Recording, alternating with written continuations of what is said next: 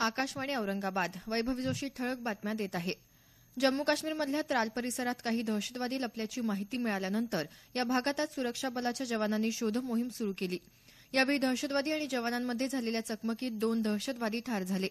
आणखी 3 दहशतवादी लपले असल्याची शक्यता असून शोध मोहीम अद्याप सुरू आहे. केंद्रीय गृहमंत्री राजनाथ सिंग आणि परराष्ट्र व्यवहार मंत्री सुषमा स्वराज यांनी काल सर्व विरोधी पक्षांना काश्मीरमधली परिस्थिती आणि चीनबरोबरचा तणाव याविषयी सविस्तर माहिती दिली.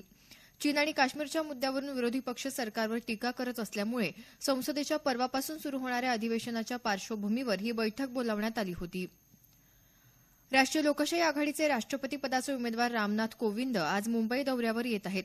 भाजपचे वरिष्ठ पदाधिकारी आणि मित्र पक्षांशी ते यावेळी संवाद साधतील. परवा सोमवारी राष्ट्रपती पदाची निवडणूक होणार आहे. देशातल्या 2 लाख ग्रामपंचायतींमध्ये डिसेंबर 2018 पर्यंत ब्रॉडबँड सेवा पुरवण्याचं सरकारचं उद्दिष्ट असल्याचं केंद्रीय दळणवळण राज्यमंत्री मनोज सिन्हा यांनी सांगितलं आहे. भारत संचार निगम लिमिटेडच्या अत्याधुनिक NGOTN next generation optical transport network तंत्रज्ञानाचं काल त्यांच्या हस्ते मुंबईत उद्घाटन झालं त्यावेळी ते बोलत होते.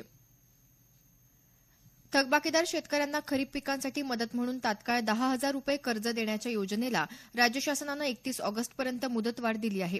ही मुदत आज संपणार होती, मात्र शेतकऱ्यांच्या हिताचा विचार करून ही मुदत 31 ऑगस्टपर्यंत वाढवण्याचा निर्णय शासनानं घेतला आहे. तुळजापूरमधल्या श्री तुळजाभवानी मंदिरात आजपासून दुपारी 12 ते सायंकाळी 4 या वेळेत सशुल्क दर्शन सुरू करण्यात आलं आहे. 12 वर्षांवरील व्यक्तींसाठी प्रत्येकी 100 रुपये शुल्क आकारलं जाणार असल्याची माहिती तहसीलदार SV पवार यांनी दिली. संक्षिप्त बातमीपत्र संपलं. आमचं यानंतरचं बातमीपत्र दुपारी 1 वाजता.